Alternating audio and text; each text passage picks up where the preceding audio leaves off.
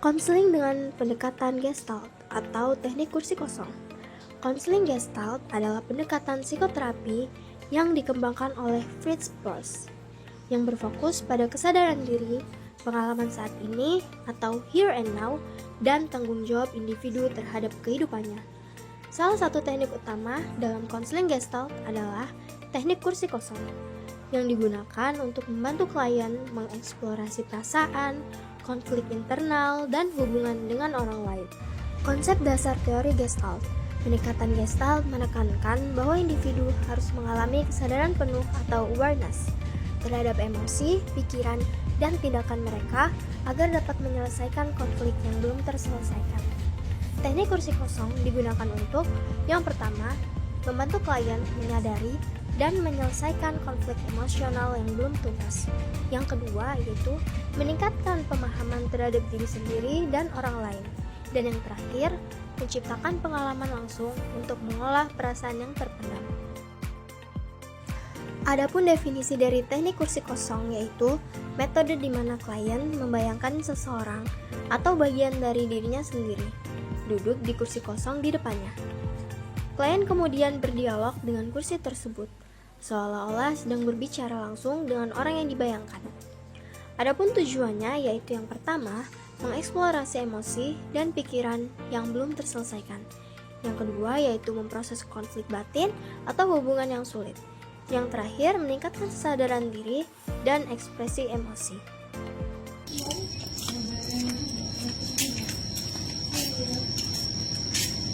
Assalamualaikum. Waalaikumsalam. Alam ya? Iya tuh. Silakan masuk. Terima kasih Bu. Ya, duduk di sini.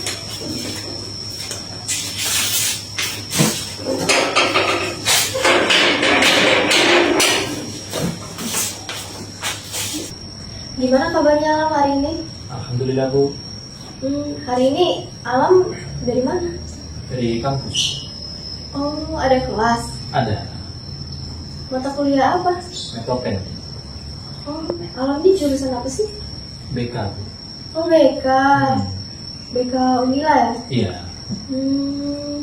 Dari jam berapa ada kelas? Jam 7 sampai jam 10 kita. Semalam Alam udah ngechat ibu kan terkait konseling individu. Iya Bu. Katanya Alam mau konseling tentang apa yang Alam rasain sekarang gitu kan. Iya. Jadi di sini ibu mau jelasin kalau konseling individu itu saya sebagai konselor itu memberikan layanan kepada Alam sebagai konseli untuk bisa menyelesaikan masalah Alam. Jadi di sini ibu mau jelasin apa aja asas-asas dalam konseling ya Alam. Jadi yang pertama itu ada asas kerahasiaan. Yang mana dalam asas kerahasiaan ini semua yang Alam ceritain ke ibu bakal keep, bakal simpan, gak ibu sebarin ke mana-mana. Tapi kalau misalnya ada hal yang membahayakan, ibu terpaksa buat cerita ke orang tua kamu atau pihak-pihak yang terkait. Nah, terus yang kedua itu ada asas kesukarelaan. Alam datang ke sini atas kemauan diri sendiri atau atas keterpaksaan dari luar atau orang lain gitu? Enggak Bu, saya sendiri Bu datang sini. Semalam tuh memang ngechat pengen ngelakuin konseling, pengen nyeritain masalah saya dengan orang tua saya. Terus ada yang ketiga, itu ada asas keterbukaan. Di sini Alam bersedia nggak buat cerita secara jujur, secara terbuka, apa yang dirasain sama Alam sekarang? Oke. Jadi di sini Alam apa nih yang Alam rasain gitu sekarang? Iya Bu, jadi saya tuh ada merasa kesel sama marah sama Bapak. Soalnya Bapak tuh selalu nuntut banyak dapat prestasi atau bawa apa yang bisa dibanggain kalau nggak pulang atau segala macam. Padahal saya itu selama perkuliahan aja udah mencoba yang terbaik lah itu, minimal untuk mengikuti setiap mata kuliah pelajaran itu dengan baik. Tapi tuntutan untuk selalu mencari prestasi ataupun apa yang bisa dibanggakan itu yang susah gitu loh untuk diharapkan dari sama bapak dan Jadi yang Alam rasain dari hal itu tuh apa?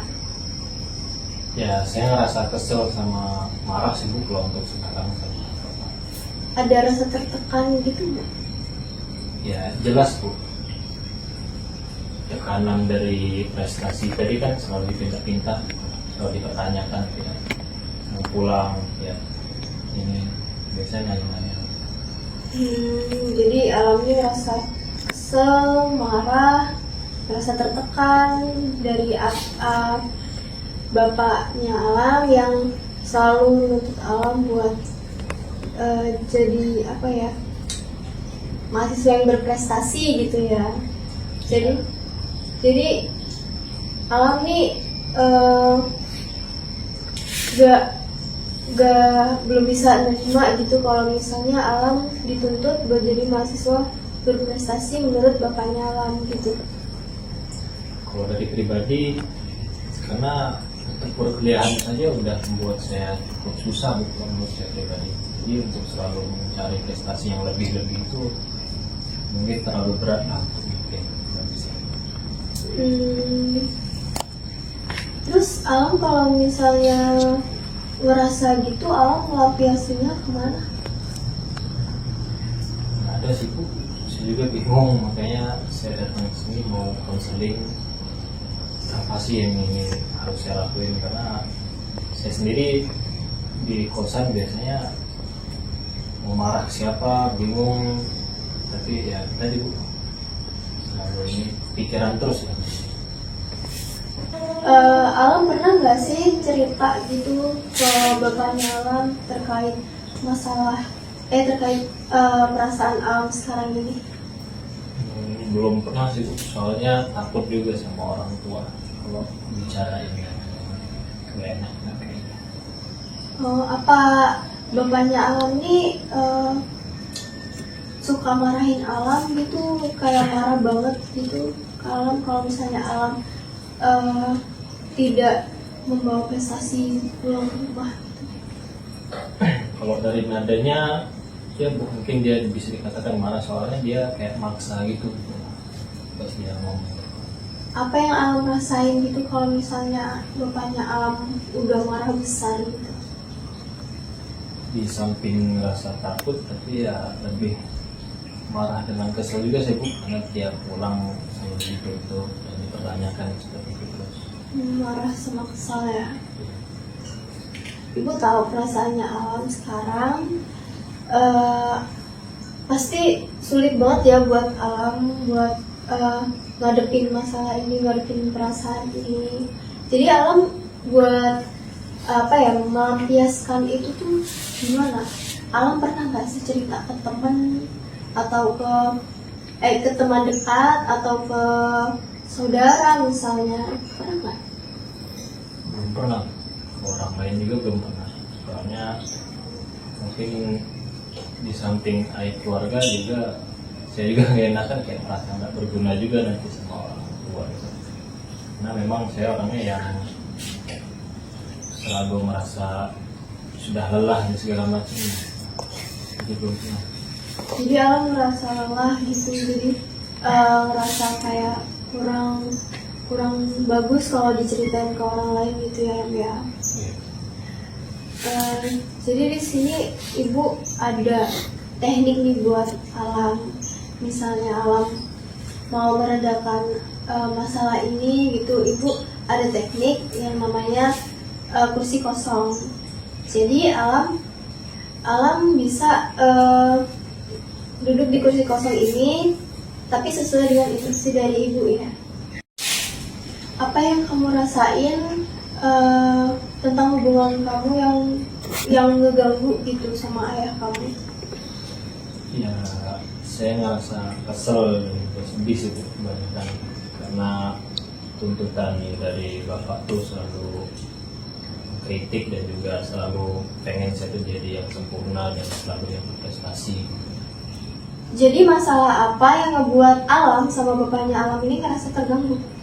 Ya Bu, saya tuh mungkin dari kecil tuh teringat sama bapak yang selalu nuntut ataupun ekspektasi dari bapak selalu nuntut menjadi yang sempurna lah, selalu nilainya tinggi dan segala macam. Bahkan sampai perkuliahan ini juga saya tuh selalu ditanyain nilainya dan juga TK-nya selalu diminta yang tinggi-tinggi dan juga prestasinya tadi juga selalu dituntut sama bapak. Jadi Alam ini ngerasa tertekan dengan adanya hal itu ya gitu. Iya. Berat ya Alam ya. Jadi bapak kamu tuh kalau ngekritik kamu tuh gimana biasanya? Ibu, kalau mungkin dari kecil, dari dulu waktu sekolah, misalnya saya dapat nilai 90 gitu. Selalu ditanyain, kenapa nggak bisa 100, kenapa nggak bisa lebih tinggi, padahal kamu pasti bisa gitu loh, yang nilainya lebih tinggi. Kamu pasti bisa, nak, gitu. Nilai kamu lebih bagus. Kenapa kamu nggak bisa berusaha lebih gitu? Itu salah satu tuntutan yang selalu dituntut lah sama bapak, selalu diomongin ke aku gitu. Jadi kamu merasa gak ada pengakuan dari bapak kamu ya Alam ya? Iya, padahal saya pengen tuh melihat bapak saya dari saya padanya gitu, karena saya juga udah ngerasa melakukan yang terbaik, tapi bapak tuh selalu melihat kekurangan saya gitu, mau yang kesempurnaan dari saya. Berarti yang Alam rasain sekarang Saya merasa marah dan juga sedih gitu, kesel sama bapak. Ini mana selalu menuntut hal-hal tersebut gitu kepada saya. Alam ini pernah nggak sih cerita sama temen atau saudara yang lain gitu? Pernah sih Bu sama temen, tapi dari temen juga responnya nggak begitu membantu Bu, karena dari temen dia cuma bilang udah sabar ya Lam, pasti bisa loh kamu ngelewatin ini. Kalau dari pribadi dia kan, dia bilangnya nggak mau terlalu ikut campur kan dengan permasalahan saya, karena memang masalah pribadi dan juga bersama orang tua, jadi dia sebenarnya nggak mau terlalu ikut campur. Cuman dia selalu ngesabarin saya aja Bu. Dari itu. Berarti Alam merasa kurang cukup ya kalau cerita ke teman. Iya. Apa kamu pernah marah gitu sama bapak kamu tentang itu? Marah secara langsung, bukan marah di dalam hati gitu. Belum pernah Bu, karena Takut ya. cerita kayak gitu aku sih, karena nggak enak orang tua harus marah kayak gitu, padahal saya juga orangnya mungkin nggak sesuai ekspektasi dia orang lah, terus kalau marah kayak gitu, jadi belum ada. Tadi kan Alam bilang katanya kalau cerita sama temen dan bapak sendiri itu beda ya, karena kalau sama temen Alam kurang puas kan, kurang lega gitu, karena jawaban mereka cuma sabar-sabarin aja lah gitu kan. Nah di sini ibu punya teknik buat Alam bisa lebih lega mungkin. Di sini ada kursi kosong, jadi namanya tuh teknik kursi kosong. Nah teknik kursi kosong ini kita bisa bermain peran gitu dengan batin. Nah jadi Alam ini bisa berperan sebagai bapaknya Alam, dan Alam juga bisa berperan sebagai Alam sendiri gitu. Alam bisa ngomong apa aja yang Alam mau ungkapin, pokoknya Alam mau ngomong yang ngeganjel di dalam diri Alam lah, buat bapaknya Alam itu bisa diomongin di sini. Jadi Alam bisa sepuasnya gitu, ngomong apa aja. Apa Alam bersedia buat ikut teknik ini? Ya Bu, kan saya coba. Oke, jadi sekarang yang pertama, coba Alam secara jujur gitu ngomong. Misalnya kalau di sini ada bapaknya Alam bisa bisa ungkapin apa aja yang dirasain sama Alam sekarang. Coba bisa nggak? Coba Alam madep ke kosong ini. Pak, ini udah ngelakuin yang terbaik. Saya juga merasa capek kalau selalu dituntut yang lebih gitu dari Bapak. Padahal yang saya lakukan ini sudah merasa yang terbaik, sehingga saya pengen sebenarnya rasa bangga dan juga penerimaan dari Bapak. Tapi Bapak selalu merasakan kurang dengan saya. Bapak selalu pengen lebih dari saya. Coba Alam dirasain benar-benar yang dalam banget kalau Alam tuh bisa ngungkapin itu gitu. Coba Alam bisa lebih jujur dan bisa lebih keras lagi. Bisa nggak? Pak, saya tuh capek. Apa-apa yang saya lakuin, apa-apa yang saya kerjain, padahal saya tuh udah ngerasa dan udah melakukan yang terbaik, Pak. Tapi Bapak selalu nggak pernah menghargai itu gitu. Bapak selalu aja menuntut apa yang lebih gitu. Bapak selalu pengen kesempurnaan dan pengen apa yang Bapak selalu ekspektasikan. Jadi Bapak tuh, saya tuh ngerasa kalau Bapak tuh nggak pernah menghargai saya. Padahal saya tuh cuma pengen Bapak untuk bisa nerima saya apa adanya, bangga dengan saya yang seperti ini. Jadi tolong Pak, terimalah, lihat dan dengerin apa dong yang udah saya lakuin selama ini gitu. Bagus Alam, sekarang kita bisa pindah peran ya Alam ya. Jadi Alam berperan sebagai bapaknya Alam. Terus Alam bisa merespon bagaimana cara bapaknya Alam tuh merespon yang Alam bicarakan tadi. Boleh? Tidak?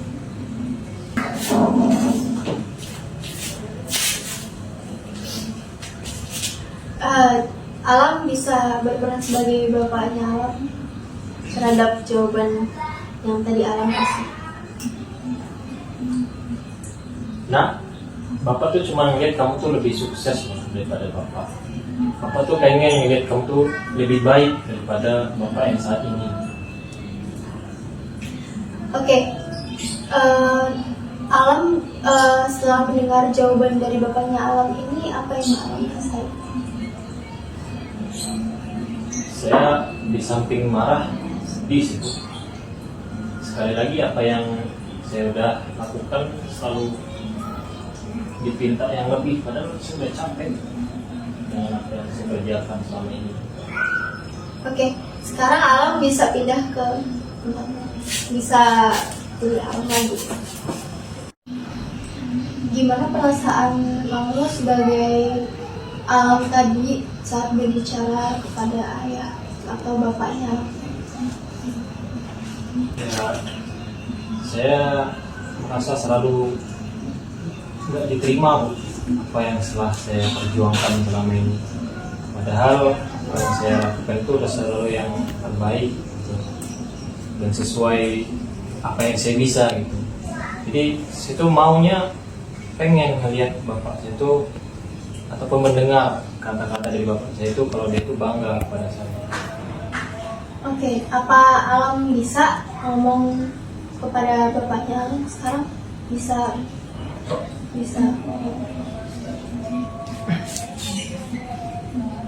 Pak, saya itu udah ngelakuin yang terbaik Pak.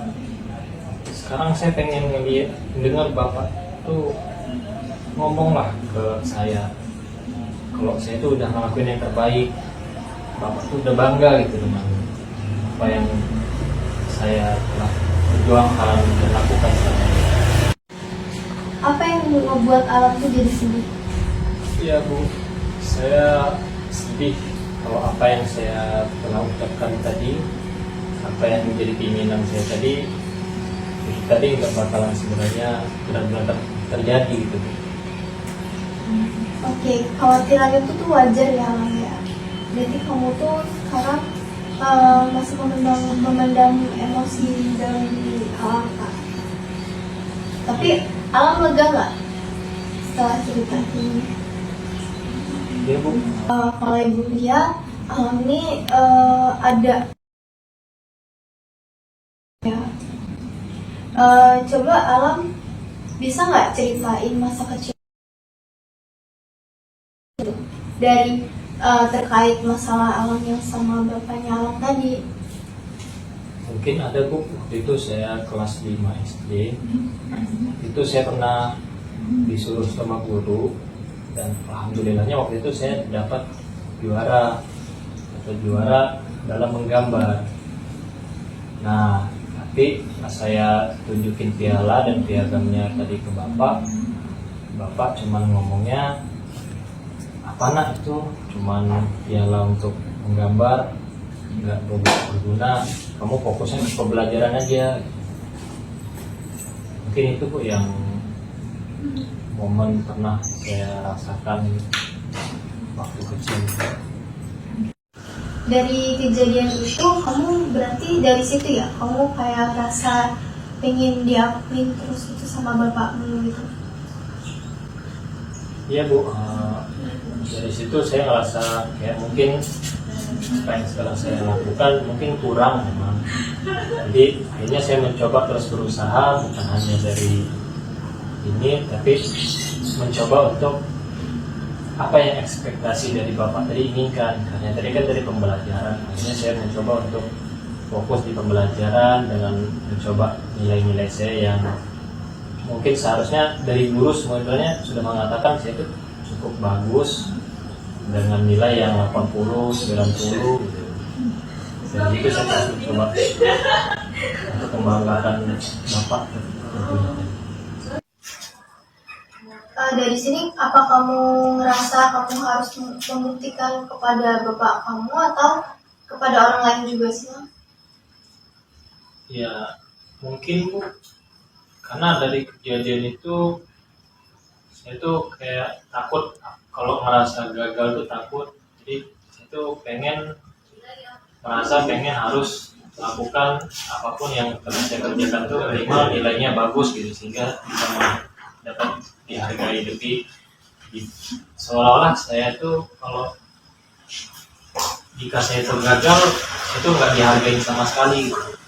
Jadi mungkin saya bukan hanya pada bapak, pada orang. Jadi kamu tuh bukan cuma pengen dihargai, tapi kamu juga pengen ngerasa cukup buat orang lain. Iya Bu, itu hanya merasa cukup dan juga pengen orang itu dapat menerima apa yang telah saya kerjakan, apa yang telah saya perjuangkan. Dari sesi konseling tadi, apa yang Alam sadari gitu? Dari kan tadi kan Alam kan udah sharing nih masalah yang dia alami gitu. Apa yang Alam sadari dari sesi itu? Ya Bu, mungkin saya jadi sadar Bu kalau saya ini pertama ya mungkin menyimpan rasa marah dan juga saya tuh mungkin sadar bahwa selama ini saya tuh selalu ingin mencari pengakuan dan penghargaan, penerimaan dari sini. Jadi apa yang bakal Alam lakuin dari sesi ini, dari hasil dari sesi ini? Kedepannya Alam mau gimana? Iya Bu, mungkin selama ini dari dulu saya selalu menyimpan rasa kemarahan saya, dan saya tidak pernah mengungkapkan cerita-cerita saya ini selama ini. Dan setelah saya melakukan konser ini dan mulai cerita dengan Ibu, rasa saya mungkin mulai lega Bu. Dan saya juga pengen dari solusi-solusi tadi itu, dengan kesadaran ini saya tuh sadar kalau saya tuh sebenarnya harusnya dapat lebih menerima diri lagi dan tidak harus selalu mencari validasi, selalu mencari pengakuan, utamanya dari bapak saya tadi. Oke, itu langkah yang sangat bagus ya Lam ya. Nah, menurut kamu bagaimana jika nanti kamu ngomong gitu sama bapak kamu tentang Ya Bu, kalau untuk ngomong sama bapak mungkin nggak bisa langsung sih Bu, tapi saya akan usahakan karena saya juga sadar kalau permasalahan saya ini butuh yang namanya komunikasi kan Bu sama bapak ini. Dengan kesadaran perasaan yang lega ini juga saya mungkin bakalan usahain benar mencoba untuk ngomong ke bapak supaya lebih terbuka tadi dan dapat menerima saya dengan apa.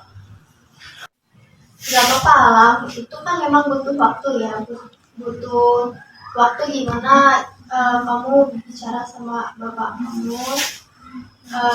Tapi kamu udah hebat loh, kamu bisa ngungkapin itu, kamu bisa ngungkapin apa yang kamu rasain di sini, kamu bisa merasa lebih terbuka, kamu bisa apa ya ceritain secara detail gitu.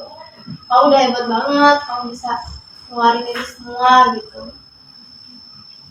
Bu, makasih Bu. Dari sekarang ini saya jadi lebih tenang Bu. Saya jadi bisa ngeluarin apa yang saya pendam selama ini. Dan lagi makasih Bu. Ya, sama-sama Alam, semoga kamu bisa menjalani ini ya Alam, kita lihat depannya gimana. Nah, nanti kalau misalnya Alam mau konseling lanjut lagi, Alam bisa kontak ibu aja. Iya. Ntar kita buat jadwal gitu ya Alam ya. Iya. Oke.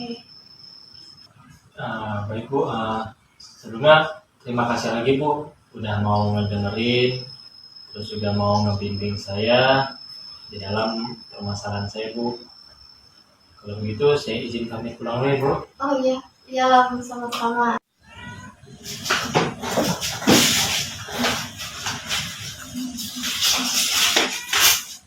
Izin pulang ya Bu. Terima kasih, Bu. Ya. Bu.